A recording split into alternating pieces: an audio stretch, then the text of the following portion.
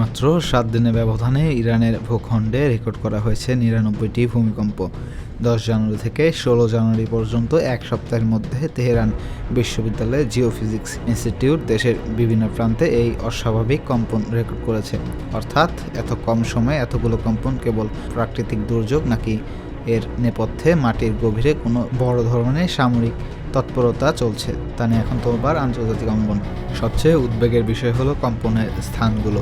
Report অনুযায়ী খুজেস্তানে 18 বার, ইয়াজুদে 13 বার এবং ইস্পাহানে 7 বার মাটি কেঁপে উঠেছে। সামরিক বিশ্লেষকদের মতে এই ইস্পাহান এবং ইয়াজুদ ইরানের পরমাণু কর্মসূচির জন্য অত্যন্ত স্পর্শকাতর এলাকা। এ কারণেই পশ্চিমা গোয়েন্দা সংস্থাগুলোর ধারণা মাটির 1000 ফুট গভীরে ইরান হয়তো গোপনে ব্যালিস্টিক মিসাইল বা পারমাণবিক সক্ষমতার কোনো পরীক্ষা চালাচ্ছে।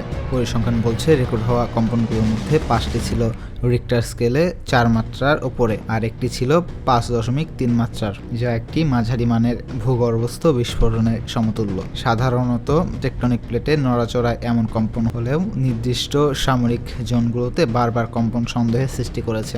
বিশেষজ্ঞরা বলছেন, যদি এই কম্পন কৃত্রিম বা মানুষের তৈরি হয় তবে তা মধ্যপ্রাচ্যের নিরাপত্তা ব্যবস্থায় বড় ধরনের পরিবর্তনের ইঙ্গিত দিচ্ছে। ইরানের এই অস্বাভাবিক ভূতাত্ত্বিক আচরণের পরই পারস্য উপসাগরে নিজেদের সামরিক উপস্থিতি জোরদার করেছে যুক্তরাষ্ট্র।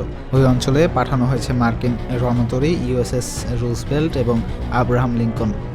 পেন্টাগনের ধারণা, ইরান যদি সফলভাবে মাটির নিচে কোনো বিধ্বংসী অস্ত্রের পরীক্ষা চালিয়ে থাকে তবে তা ইসরায়েল ও আমেরিকার জন্য বড় হুমকির কারণ হতে পারে।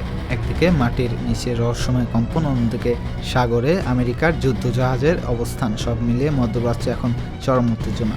এই 99 বারের কম্পন কি কেবলই পরিসংখ্যান নাকি বড় কোনো সংঘাতের পূর্বাভাস, সেটি এখন দেখার বিষয়।